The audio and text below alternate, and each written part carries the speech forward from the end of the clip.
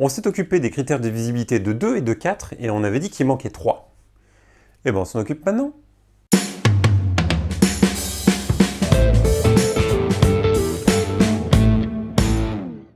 Les critères de divisibilité de 3 sont un petit peu plus complexes que les critères de divisibilité de 2 et de 4.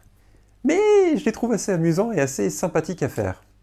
La méthode consiste à décomposer le nombre et à additionner tous les chiffres qui le composent.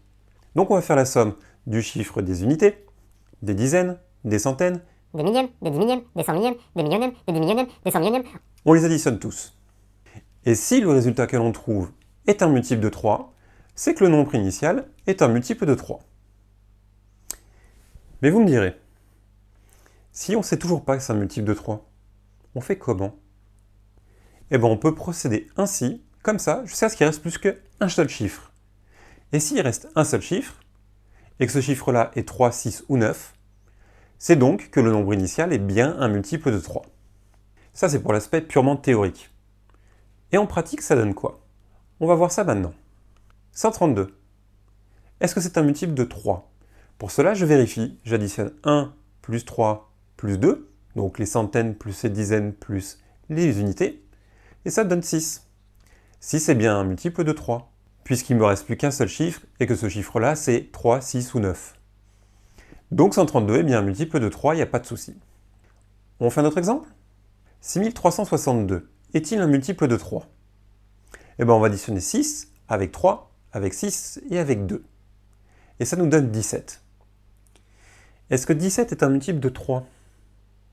Alors, on va vérifier, parce qu'on a deux chiffres, et que j'aimerais bien n'avoir qu'un seul à la fin. On va additionner donc 1 avec 7. Et ça nous donne 8.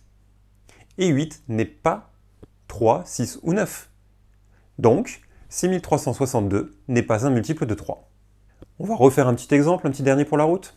Et cette fois-ci, on va prendre un nombre un peu plus gros, on va prendre 809 985. Et pour cela, pour savoir si c'est un multiple de 3, il faut additionner 9 avec 0, avec 9, avec 9, avec 8, avec 5. Et ça me donne 39.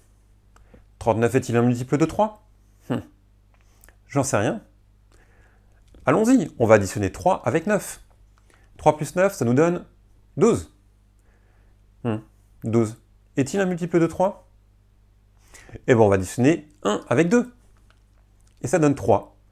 C'est bien 3, 6 ou 9 quand il ne me reste plus qu'un seul chiffre.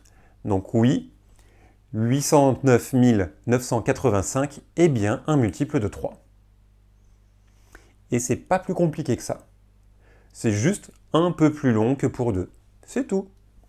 Et dans la prochaine vidéo, on va voir que pour 9, les critères de visibilité de 9 sont très similaires à ceux de 3. Et ils sont même encore plus simples. Mais ça, on le voit dans la prochaine vidéo.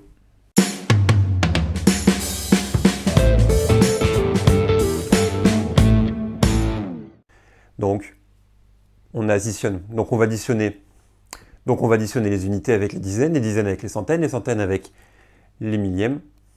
On va faire. Donc on va additionner